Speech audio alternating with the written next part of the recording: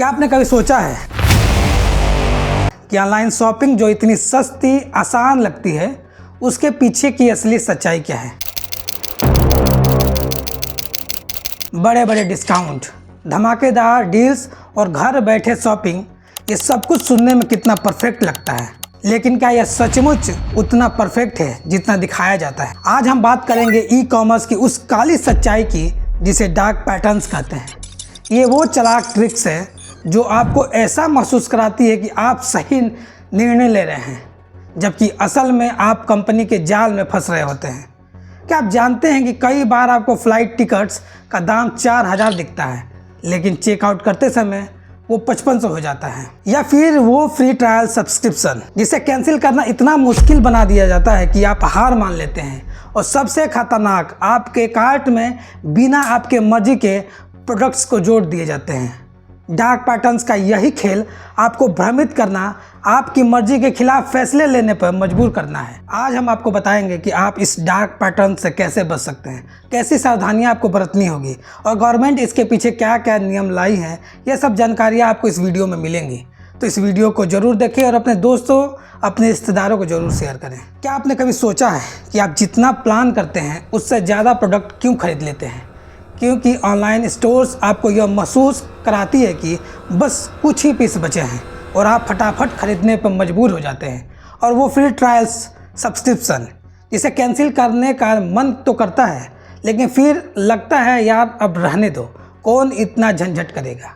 Food order करते समय वो छोटे छोटे डोनेशन चैरिटी का ऑप्शन जिसे देखकर आपको लगता है कि चलो थोड़ा सा ही तो है, दान दे देते हैं। लेकिन क्या ये सब कुछ इत्तेफाक है? ये सब कुछ छिपे हुए डार्क पैटर्न्स के कुछ हिस्से हैं जो आपको जाने अनजाने में ऐसे फैसले लेने को मजबूर कर देते हैं जो शायद आप खुद न लेना चाहें। चलिए समझते हैं वो 4 डार्क पैटर्न्स जिसको यूज करके बहुत सारी कंपनियां ज़्यादा से ज़्यादा मुनाफा कमाती हैं। पहला है फोर्स कंटिन्यूटी। यह डार्क पैटर्न्स की फ्री ट्रायल्स के रूप में शुरू होता है और बिना आपकी जानकारी के ऑटोमेटिक रूप से पैसे कटने लगता है। यह प्रक्रिया पूरे तरह से स्वचालित होती है, जिससे उपयोगकर्ता को पता भी नहीं चलता कि उसके खाते से पैसे कट रहे हैं। दूसरा है हार्ड टू एग्जिट। इस पैटर्न में एक बार किसी सेवा के लिए आपने साइन अप कर दिया तो उसे बाहर निकलना उतना ही मुश्किल हो जाता है। आपको कई बार खोजना पड़ता है कि कैसे सदस्यता रद्द करें, लेकिन प्लेटफॉर्म्स उसको ऐसे कॉम्प्लिकेटेड बनाते हैं कि आपको ज्वाइन करना तो ईजी होता है, लेकिन उससे बाहर निकलना उतना ही मुश्किल। तीसरा है बास्केट स्नीकिंग। इस डार्क पैटर्न्स में आपकी सहमति के बिना ही आपके शॉपिंग्स के कार्ट में अतिरिक्त आइटम्स जोड़ दिए जाते हैं। कई बार आप इस आइटम्स को खरीद भी लेते हैं क्योंकि आपको पता ही नहीं होता कि ये आपके कार्ट्स में कैसे आए। यह आपके खर्च को बढ़ा सकता है, आपकी अनावश्यक चीज़ें खरीदने के लिए प्रेरित कर सकता है। चौथा है ड्रिप प्राइजिंग। यह पैटर्न्स विशेष रूप से होटल्स और फ्लाइट्स बुकिंग में देखा जाता है, जहां शुरुआत में कम कीमतें दिखाई जाती हैं, लेकिन बाद में कई अतिरिक्त शुल्क जैसे कि सुविधा शुल्क, टैक्स आदि जोड़ दिए जाते हैं। इससे अंतिम कीमत बहुत अधिक हो जाती है और उपयोगकर्ताओं को पहले से पता ही नहीं होता कि उन्हें कितना भुगतान करना होगा। डार्क पैटर्न्स एक प्रकार की डिजाइन तकनीक है जो उपयोगकर्ताओं को उसकी सहमति के बिना विशिष्ट क्रियाओं के लिए प्रेरित करती है। यह शब्द हैरी ब्रिगनल द्वारा 2010 में प्रस्तुत किया गया था, जो कि एक ब्रिटिश यूजर एक्सपीरियंस कंसल्टेंट है। इस पैटर्न का मैनिपुलेटिव यूजर इंटरफेस इतना खतरनाक होता है कि उपयोगकर्ताओं को बेवकूफ़ बना देता है और वे अपने निर्णय को समझ ही नहीं पाते। यह तकनीकें उपयोगकर्ताओं को उसके हितों के विरुद्ध निर्णय लेने के लिए मजबूर करती हैं, जैसे कि अनावश्यक खरीदारी, सदस्यता लेना या अधिक व्यक्तिगत जानकारी साझा करना। जरा सोचिए, आपके पास 2 फ़ोन हैं, एक आईफोन और एक एंड्रॉयड। आप जल्दी में हैं और उबर कैब बुक करनी है, लेकिन तभी कुछ अजीब होता है। एक ही रूट पर एक ही टाइम, लेकिन आईफोन से बुकिंग करने पर किराया 50 रुपये अधिक दिखाता है। आपने स्क्रीनशॉट लिया और इसे लिंक्डइन पर पोस्ट कर दिया। पोस्ट वायरल हो गई। iOS यूजर भड़क गए क्योंकि हमारे पास आईफोन है तो हमसे ज़्यादा पैसे लोगे। यह मामला सोशल मीडिया पर चर्चा का विषय बन गया। कई यूजर्स ने दावा किया कि आईफोन्स यूजर्स को एंड्रॉयड के तुलना में अधिक किराया देना पड़ता है। यह वही डार्क पैटर्न्स है जहां कंपनियां चुपचाप आपके डिवाइस के हिसाब से ही प्राइजें बढ़ा देती हैं और घटा देती हैं और आपको पता तक नहीं चलता। अब सवाल यह है, क्या ये सिर्फ एक गलती थी या फिर एक चालाकी भरी बिजनेस स्ट्रेटजी? एक यूएक्स यूआई डिजाइनर और ब्रांड स्ट्रेटेजिस्ट बताती हैं कि ये प्राइस डिफरेंशिएशन कोई गलती नहीं है, ये तो एक सुपर स्ट्रेटेजिक मूव होता है। कंपनियां बड़ी चालाकी से आपको पहचान लेती हैं। अगर आपके पास अच्छे पैसे हैं तो आपको वही चीज़ जो 10 रुपये में मिल सकता है ये आपको 1 लाख रुपए में बेच देंगी और आपको पता भी नहीं चलेगा और आप उनके इस टैग पैटर्न्स में अपने आप को लाभान्वित महसूस करते हुए अपने सारे पैसे गंवा देंगे। सर्ज प्राइजिंग का होना तो अब एक्सपेक्टेड है और लोगों ने इसे देखा भी होगा, होटल्स में, फ्लाइट में, कैब में। अभी आपने एक फ़्लाइट देखी तो 2K की थी, थोड़ी देर बाद देखी तो 3000 की हो गई और थोड़ी देर बाद और चेक किया तो 5000 की हो गई। होटल्स में भी प्राइजेस ऊपर नीचे सीजन्स के हिसाब से होते रहते हैं और यही चीज़ कैब्स में भी होती है कि जब पीक आवर चलता है तो कैब्स के प्राइजेस बढ़ जाते हैं और जब डिमांड कम होती है तो प्राइजेस कम हो जाते हैं। एक रिपोर्टर ने यह एक्सपेरिमेंट करने के लिए कि क्या आईफोन में और एंड्रॉयड्स के यूजर में पैसे का डिफ्रेंशिएशन होता है, इसके लिए एक एक्सपेरिमेंट किया। रिपोर्टर ने एक ही समय पे एक ही रूट के लिए आईफोन और एंड्रॉयड से उबर कैब बुक किया। परिणाम में पाया कि आईफोन्स का किराया अधिक था जबकि एंड्रॉयड पर कम। यह प्रयोग कई बार दोहराया गया और हर बार परिणाम लगभग समान रहे। हालांकि उबर ने फ़ोन के प्रकार के आधार पर किराए को व्यक्तिगत करने के लिए इनकार किया। उबर ने बताया कि उसकी प्राइसिंग पॉलिसी में फ़ोन्स के प्रकार को ध्यान में नहीं रखा जाता है। उन्होंने बताया कि किराए में अंतर पिकअप पॉइंट्स, आगमन का अनुमानित समय और ड्रॉप ऑफ पॉइंट्स के अंतर के कारण होता है। वैसे डायनेमिक प्राइसिंग कोई इलीगल नहीं है, बल्कि डायनेमिक प्राइसिंग एक ऐसी तकनीकी है जिसका कंपनियां रियल टाइम में मांग और आपूर्ति को ध्यान में रखते हुए कीमतें बदलती हैं। यह प्रथा व्यापक रूप से उपयोग में की जाती है और अपने अवैध भी नहीं है। उदाहरण के लिए तेजस ट्रेन को देखा होगा, जैसे जैसे सीटें कम होती हैं कीमतें बढ़ती जाती हैं। यही फ्लाइट्स और ऑनलाइन रिटेल्स में भी देखी जाती हैं। हालांकि डायनेमिक प्राइसिंग एक समान और वैध प्रथा है, लेकिन यह डायरेक्ट पैटर्न्स तब बन जाता है जब इसे भेदभावपूर्ण तरीके से और बिना पारदर्शिता के यूज़ की जाती है। जब कंपनियां ग्राहकों को उसके डिवाइस, लोकेशन या अन्य व्यक्तिगत जानकारी के आधार पर कीमतें दिखाती हैं तो यह भेदभावपूर्ण हो जाता है और डार्क पैटर्न्स के कैटेगरी में आता है। यह ऑनलाइन चर्चा ने जोर तब पकड़ लिया जब एक यूजर्स ने फ्लिपकार्ट पर आईफोन और एंड्रॉयड के लिए एक ही प्रोडक्ट के अलग अलग कीमतें उजागर की। सौरभ शर्मा नाम के एक यूजर ने मोका बोरा कैबिन सूटकेस के लिए 2 स्क्रीनशॉट साझा किए।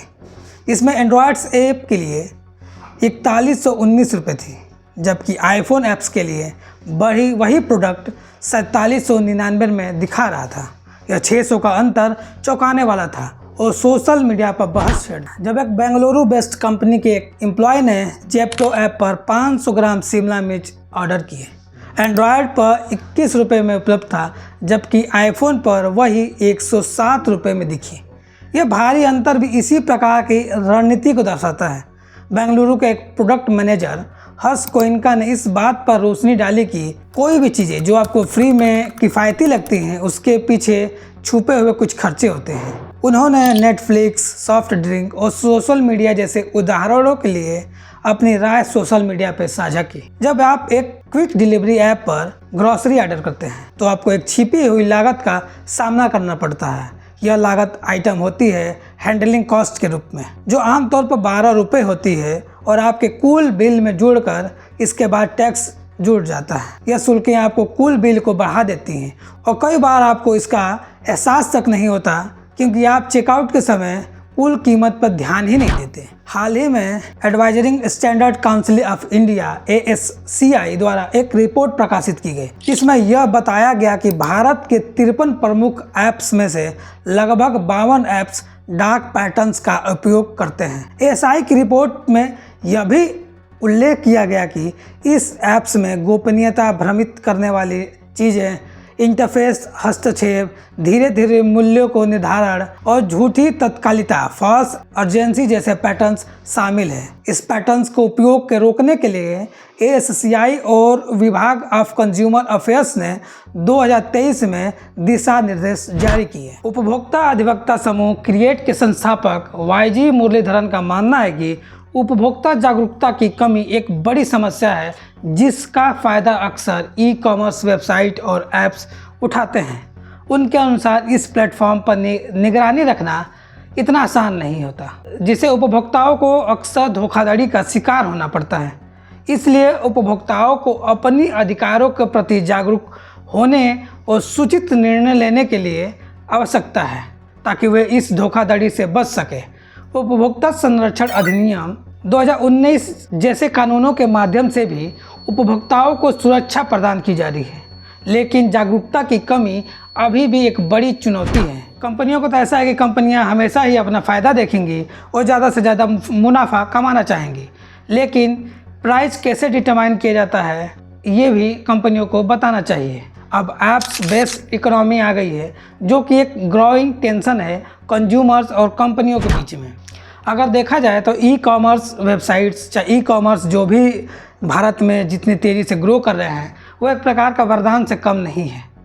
लोगों को सस्ते प्रोडक्ट्स भी मिल जाते हैं, कभी कभार लोगों को ईजिली सब कुछ अवेलेबल होते हैं और लोग अपने प्रोडक्ट्स को अगर ना चाहें तो उन्हें रिटर्न भी कर सकते हैं।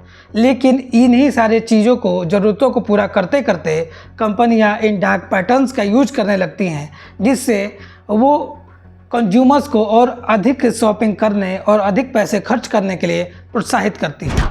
कंपनियों को ये स्पष्ट करना चाहिए कि जब वो इन्फ्लेटेड लिस्ट प्राइस दिखाती हैं जैसे लैपटॉप्स पर, टीवी पर, तो एक भ्रम पैदा होता है। उदाहरण के तौर पर यदि किसी उत्पाद का प्राइस वास्तव में 10,000 रुपये है, लेकिन कंपनियां उसे 20,000 रुपये की कीमत पर पेश करती हैं, फिर उस पर 20% का छूट दावा करती हैं, तो यह एक छलावा है। इस तरह जब उत्पाद की कीमत 18,000 रुपये हो जाती है और फिर कुछ और छूट देकर 16,000 तक यह प्रोडक्ट्स को कंपनियां बेच देती है उपभोक्ताओं को।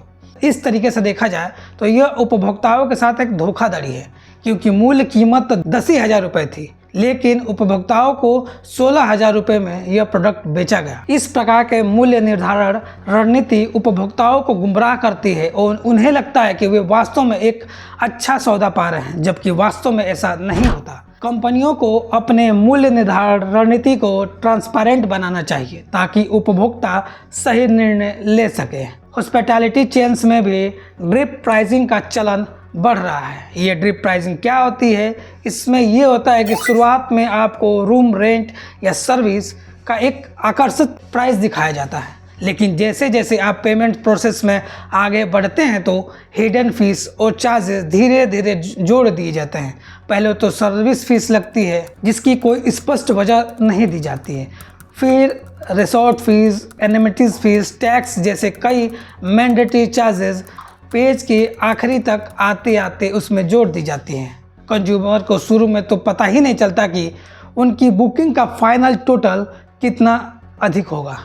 जब तक ये पेमेंट्स को लास्ट स्टेप तक पहुंच नहीं जाते तब तक ये चार्जेस बढ़ के बहुत ज़्यादा हो जाती हैं और जो कंज्यूमर शुरू में जो प्राइसेस देखी होती हैं उनसे कहीं अधिक उनको लास्ट में जाकर पे करना पड़ता है। ऐसे ही 2022 में गेमिंग कंपनी ईपिक्स गेम को अमेरिका फेडरल ट्रेड्स कमीशन ने FTC के नियमों का उल्लंघन करने और डार्क पैटर्न्स का यूज करने के आरोप में $520 मिलियन का भुगतान करना पड़ा था।